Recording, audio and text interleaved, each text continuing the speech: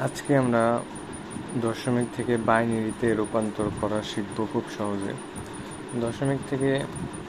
দশমিক থেকে বাইনারিতে রূপান্তর করতে হলে সর্বপ্রথম এই 25 সংখ্যাকে 2 দিয়ে বিভাজ্য করতে হবে। 2 দিয়ে 25কে বিভাজ্য করলে হয় 12। এখানে অবশিষ্ট থাকে হচ্ছে যে 1।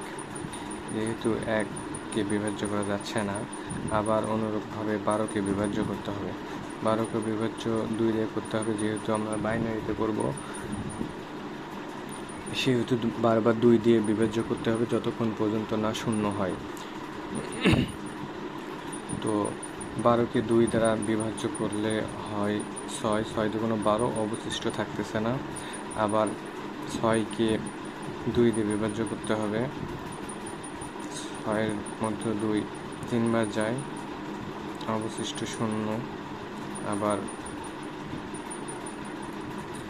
3কে 2 দ্বারা বিভাজ্য করতে হবে, তাহলে 3-এর মধ্যে 2 একবার যায়, ভাবে থাকতেছে হচ্ছে যে অবশিষ্ট থাকতেছে হচ্ছে যে 1।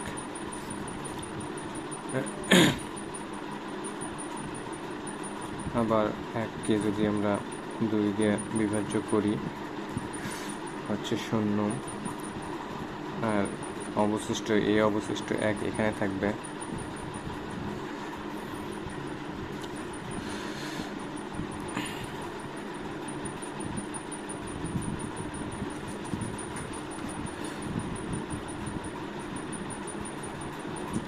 তাহলে দাঁড়ালো 25 সমান